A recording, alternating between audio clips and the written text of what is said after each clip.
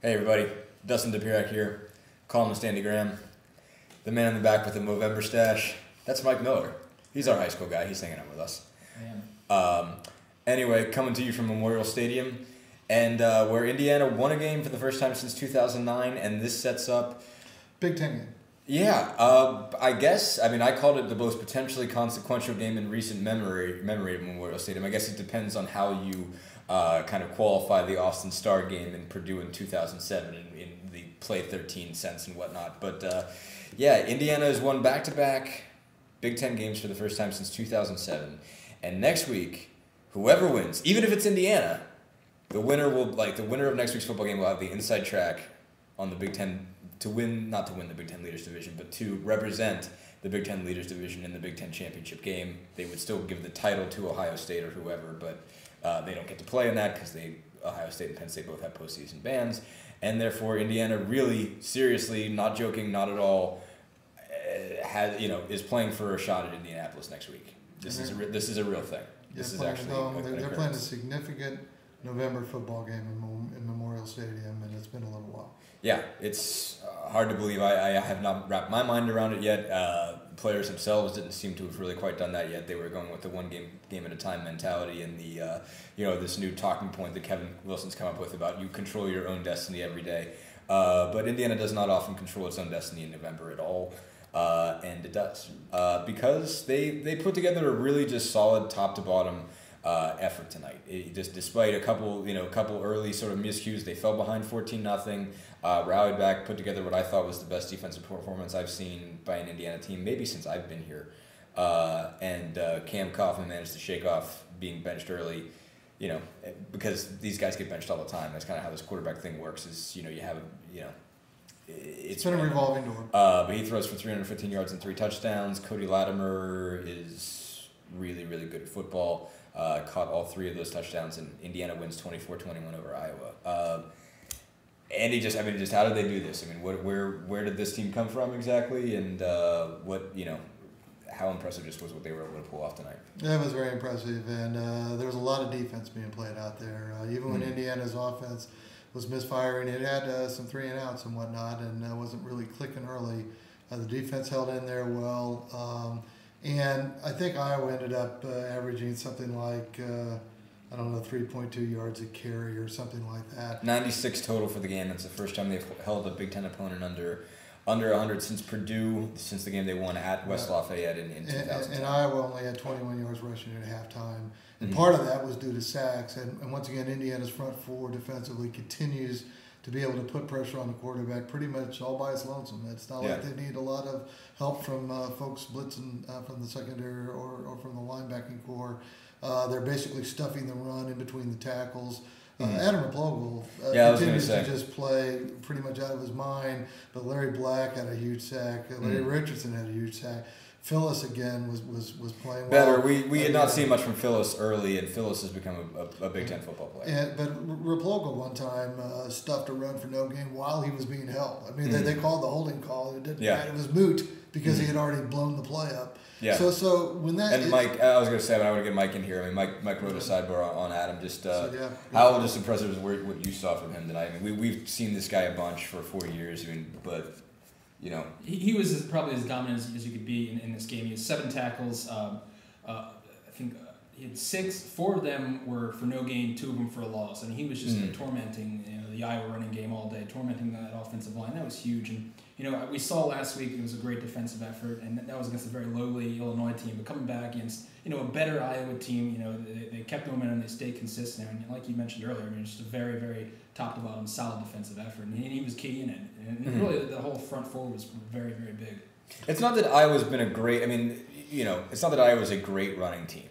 But what makes this, I think, really impressive is, obviously Iowa has its running back problems. Those have been discussed a lot. And for a minute there, we thought the angry Iowa running back hating God had struck again. David Bullock was down, grabbing his knee. It looked pretty nasty. He was spared, I guess, the wrath, But it's not so much. God. Yeah, it's not so much that Iowa is this great, great running team, but.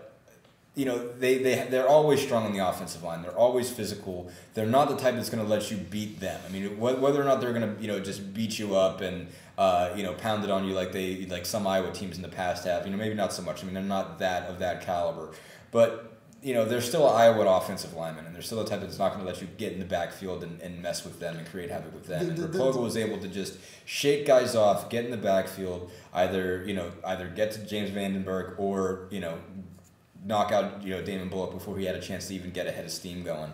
And that I think is, and you've seen more and more of that from Raploga. Again, like he said, I mean, if it wasn't a stop for a loss, it was a stop for no gain. No one was getting anything on Raploga tonight. Well, and just overall, I mean, this was a Big Ten physical football game. Mm-hmm. There were some slobber knocking hits out there by both sides, and it was pretty much. Kyle Kennedy, I thought, really ripped the guy up on a kickoff return. Yeah, so I've been waiting to see Kyle Kennedy. That might take a while before he really gets to play, but. He laid a guy out. There was some hitting going on by both sides. And Iowa had some huge hits. Indiana had some huge hits. It was warfare in the trenches. It was a cold, raw day in November, which we see at this part of the year. But in fact, we had 2 lightning delays. But I've been here since 1. But it was Indiana showed yet again, as they've been starting to show as this season has unwound, the ability to just go toe to toe with people and play, and so that was impressive. And then the other big thing today, I thought, was just Cam Kaufman. Yeah, I was wanting to get to that. Indiana was down 14-3 when he got reinserted. With about 2 minutes and 13 seconds left in the first half, I think. And it was like bang, bang, bang, bang, bang, 5 straight completions for 83 yards. There was a little 4-yard run in there. Other than that, it was Cam Kaufman leading the team down the field to get a touchdown they really needed to have. And that gave them some momentum. And then right after that was a big sack, I think, by Larry Black. But that gave them momentum. Yeah, big time. Going into halftime. And just talking to him, in fact, Kaufman himself made this point. He said, at halftime, it didn't feel like we were behind. Mm-hmm. Everybody was really ready to go back. Yeah, no, it changed on that. It changed on that drive. There's no question about it. We've reached the point now, especially with this game here, especially with these last 2 games, that this quarterback situation has become a fascinating experiment, because I don't think I've ever seen it handled this way. I mean, maybe it's happened on teams that I just haven't followed closely or haven't known that much about. And they obviously didn't intend or plan to handle it this way. But yeah, they didn't going in, but it's become this, It's just strange. I mean, like I said, as I've mentioned many times before, Kevin Wilson said many times, both last season and this season, I want to pick one guy. I don't want a guy looking over his shoulder. I don't want them sitting there thinking, if I make a bad play, I'm going to get pulled. If I make a bad play, I'm going to get pulled. So now you're in the situation where Cam Kaufman played 1 drive and got benched for Nate Sudfeld, then came back out and took it back. But not after Sudfeld threw a pick 6. Sudfeld came out and played another possession. He played 3 more. Well, he played 5 possessions. Yeah, he played 5 possessions in a row, and it wasn't the pick 6 that got him pulled. He, was, I guess, sort of faded, and they went back to Cam. Yep. And so it does definitely, makes you wonder. And he's been right on occasion. I mean, I'm not saying that he's wrong. This is what makes this fascinating.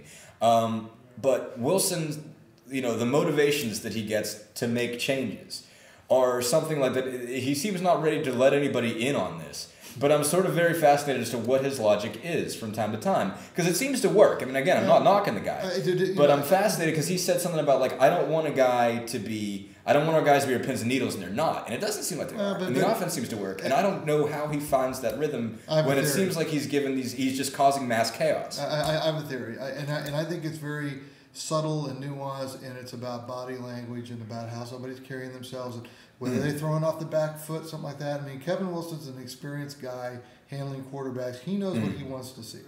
And we might not perceive it from the press box, but he knows what he's looking for out there. Yeah. And so if it doesn't quite see what he's looking for, then he's going to make a change, even though it doesn't seem like something really overt or obvious, that we might make a change. I mean, as you say, Sudfeld threw a pick 6. Wilson didn't yank him. Wilson didn't make that change until later when he saw some signs from Sudfeld that he didn't particularly maybe think that he was sharp enough. Yeah. So it is fascinating, though. I'm not saying what I just said might be full of prunes too, but I really do think he's looking at a different level of things than we're looking at. Oh well, that's obvious. That's needless to say. We're not. Look at us. I mean, come on, seriously. Don't look at me. You're the guys classing up this video, though. I don't know. But anyway, the point being, we don't know. We obviously, I played like 1 year of football in my life and they didn't give me a playbook, so I can't really say anything here. But point being, like obviously we don't, but it's even based on any football we've watched. It's not the same reasoning. And it's interesting. I asked him the night later, like, how do you do this? What is the psychology behind this? And of course, he's Kevin, so he just came up with the most smart aleck comment that he could to blow me off. But he said, as part of it was true. He goes, we just yell at him all the time. Well, he means, so they're just used to it. So he more means or less, coach him all the time. Yeah. He said, I yell on him all the time, no matter what it is, So, but one way or another, however his logic works, Indiana's won back-to-back Big Ten games. They're 4-5. They're 2-3. They're under 500 in both categories, but they have a chance if they win next week to play in Indianapolis. Here comes Bucky. This is a real thing. Yep. Okay. See you. See ya.